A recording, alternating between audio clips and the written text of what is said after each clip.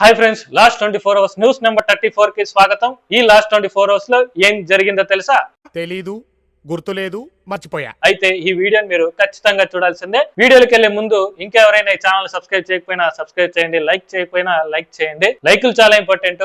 Like చేస్తేనే ఈ video ఇంకాస్త మందికి రీచ్ అవుతుంది. అప్పుడు వాళ్ళు ఇన్ఫర్మేషన్ ని తెలుసుకుంటారు. అలాగే నాకు కొంచెం సపోర్ట్ చేసినట్టు ఉంటుంది. సో ప్లీజ్ ఇంకా సబ్స్క్రైబ్ చేయకపోయినా లైక్ చేయకపోయినా వెంటనే చేసేయండి. ఇంకా ఏ మాత్రం లేట్ చేయకుండా వీడియోలోకి వెళ్ళిపోదాం.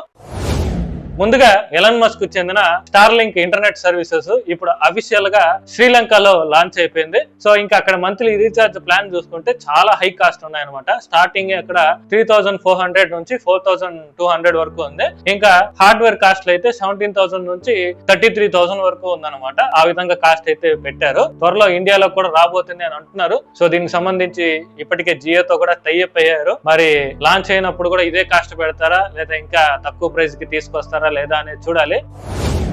ఇంకా next UAE, United Arab Emirates country ఇచ్చే గోల్డెన్ వీసా గురించి మీకు అందరికీ తెలిసే ఉంటుంది. మామూలుగా ఈ గోల్డెన్ వీసా అనేది ఈ సెలబ్రిటీస్ కి అలాగే బిజినెస్ మెన్లకి ఇస్తూ ఉంటుంది. అలా అని వాళ్ళకి ఏం ఫ్రీగా ఇచ్చారు. ఇప్పుడున్న రూల్ ప్రకారం అయితే వాళ్ళు కనీసం 4 crores ఇన్వెస్ట్ చేయాలి, లేదా ఏదైనా బిజినెస్ లో పెద్ద మోతాదులో అన్న ఇన్వెస్ట్ చేయాలి. అలా ఉంటేనే వాళ్ళు ఈ గోల్డెన్ వీసా ఇచ్చేవాళ్ళు. సో ఇప్పుడైతే రూల్స్ మారే. ఇప్పుడు మారిన రూల్స్ ప్రకారం అయితే ఎవరైనా సరే కేవలం 23 lakhs పే చేసి వాళ్ళు ఈ గోల్డెన్ వీసాని పొందొచ్చు అనమాట. పొందిన తర్వాత ఇంకా వాళ్ళ ఇష్టం. వాళ్ళు ఇంకా దుబాయ్కి వెళ్ళిపోయి అక్కడ వాళ్ళు బిజినెస్ చేసుకుంటారా లేకపోతే జాబే చేసుకుంటారా అనేది ఇంకా ఆ వీసాలు తీసుకున్న వాళ్ళ ఇష్టం అనమాట. సో ప్రస్తుతానికైతే ఓన్లీ ఇండియా అండ్ బంగ్లాదేశ్ కు చెందిన వాళ్ళకి మాత్రమే ఈ ఆఫర్ అయితే తీసుకొచ్చారు. ఫ్యూచర్ లో మరిన్ని ఇతర దేశాలకు కూడా విస్తరిస్తామని చెప్పారు. కాకపోతే ఇక్కడ ఒక కండిషన్స్ అయితే పెట్టారనమాట. ఎవరైతే ఈ గోల్డెన్ వీసాకి అప్లై చేసుకుంటున్నారో వాళ్ళ మీద ఒక్క సింగిల్ కేసు కూడా ఉండకూడదు. సో అలాంటి వ్యక్తులకే ఈ గోల్డెన్ వీసా అనేది ఇస్తామని తెలిపారు అనమాట. నెక్స్ట్ సోషల్ మీడియాలో ఒక లెటర్ అయితే బాగా వైరల్ అవుతుంది. తెలంగాణలోని వేములపాడకు చెందిన లోహిత్ అనే వ్యక్తి చనిపోక ముందు దేవుడికి రాసిన లెటర్ బాగా వైరల్ అవుతుంది. అందులో మెయిన్ శివుడి పేరు పెట్టి నీకేమైనా మత్తుందా, మత్తుండే నాకు ఈ రాత రాసావా, నీ కొడుకులకి ఏమైనా ఇలాంటి రాత రాసావా, లేదు కదా, మరి నేను కూడా నీ కొడుకునే కదా, మరి ఎందుకు నాకు ఆ రాత రాయలేదు, నెక్స్ట్ జన్మ అంటూ ఉంటే నాకు ఆ జన్మ వద్దు, నా బాడీని తీసుకెళ్లి కాశీలో దహనం చేయండి అని చెప్పి ఆ లెటర్ లో రాశాడు అనమాట. సో ఈ లెటర్ చూసిన తర్వాత నాకు ఏమనాలో నాకైతే అర్థం కావట్లేదు. సో మేబీ ఆ దేవుడు అంటూ ఉంటే ఆయనకి ఈ కష్టాన్ని ఫేస్ చేసే శక్తి ఇవ్వమని కోరాలే కానీ ఇలా ఆత్మహత్యలు చేసుకోవడం అనేది చాలా తప్పిది. సో దీని మీద మీ అభిప్రాయం ఏంటో కామెంట్ చేయండి.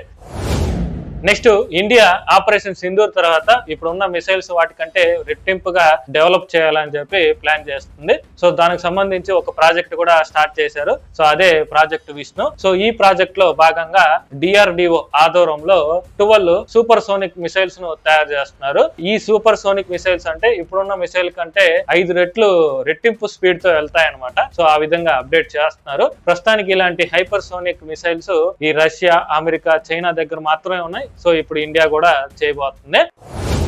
నెక్స్ట్ ఏపీ సీఎం చంద్రబాబు గారు అమరావతిలో క్వాంటమ్ వ్యాలీ ఏర్పాటు చేశారనమాట. సో ఈ క్వాంటమ్ వ్యాలీ అనేది 12 నెలల్లో పూర్తి చేస్తామని కూడా తెలిపారు. సో ఇప్పుడు ఈ TCS, IBM సహకారంతో ఈ క్వాంటమ్ వ్యాలీని పూర్తి చేసే పనిలో పడ్డారనమాట. సో మెయిన్ ఈ క్వాంటమ్ వ్యాలీలో ఏముంటుందంటే quantum computing, AI, cyber security, అలాగే రీసెర్చ్ అండ్ డెవలప్మెంట్, ఇంకా స్టార్టప్లు, ఈ IT కంపెనీలకు సంబంధించి ఇంక్యుబేషన్ సెంటర్లు, సో ఇలా చాలా ఈ క్వాంటమ్ వ్యాలీలో ఏర్పాటు చేయబోతున్నారనమాట. అయితే ఇక్కడ ప్రభుత్వానికి ఒక సమస్య వచ్చి పడింది. ఇప్పుడు ఈ చాలా కంపెనీలు అమరావతిలోకి వచ్చి ఇన్వెస్ట్ చేయడానికి ఇంట్రెస్ట్ చూపిస్తున్నాయి కాబట్టి ఇప్పుడున్న దానికంటే ఇంకా ల్యాండ్ చాలా అవసరం అనేసి ప్రభుత్వం ఫీల్ అవుతుంది. సో ప్రస్తుతం అయితే గవర్నమెంట్ దగ్గర అప్పుడు 2014 లో కలెక్ట్ చేసిన ల్యాండ్స్ 33,000 ఎకరాస్ ఉన్నాయన్నమాట. సో ఇవి సరిపోవంట, ఇంకా 44,000 ఎకరాస్ కావాలని ప్రభుత్వం ల్యాండ్ పూలింగ్ కూడా చేయాలనుకుంటుంది. సో దానికి సంబంధించి ప్రజల నుంచి అభిప్రాయం సేకరించాలని ప్రతి గ్రామాల్లో గ్రామ సభలు ఏర్పాటు చేసి అక్కడ ప్రజలు అభిప్రాయం తీసుకుంటున్నారు అనమాట. సో ఇక్కడే వాళ్ళకి ఎదురు దెబ్బ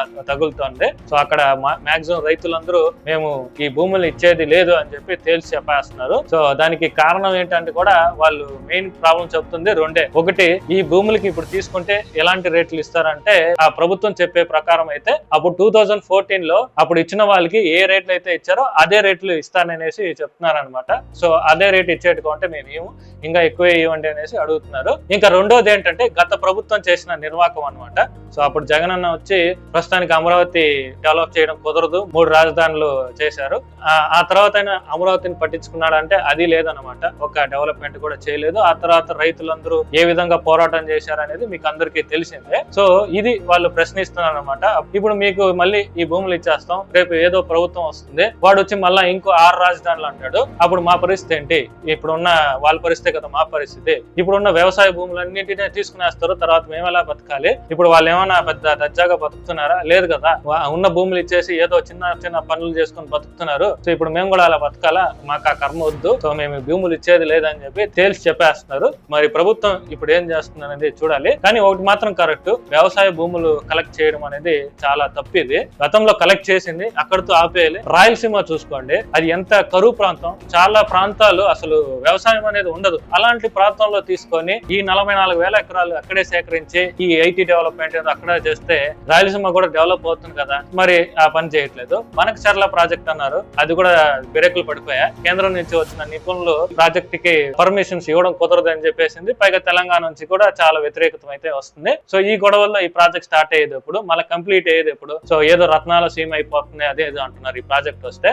సో ఆ లోపల ఈ ఐటీ ఇండస్ట్రీ అన్న వస్తే ఈ రాయలసీమ డెవలప్ అవుతుంది కదా. కానీ ఆ విధంగా ప్రభుత్వం చేయట్లేదు. ప్రస్తుతం ఇప్పుడున్న అమరావతిని డెవలప్ చేసిన తర్వాత ఇంకా అవసరమైతే అప్పుడు ల్యాండ్ పూలింగ్ చేస్తే బాగుంటుందని నేను అనుకుంటున్నాను. మరి ప్రభుత్వం ఏం చేస్తుంది అనేది చూడాలి. మీకేమనిపిస్తుంది దీని మీద కామెంట్ చేయండి. హోప్ మీకు వీడియో నచ్చిందని అనుకుంటున్నాను. నచ్చితే ఒక లైక్ చేయండి. మరిన్ని ట్రెండింగ్ టాపిక్స్ తో మళ్ళీ కలుద్దాం.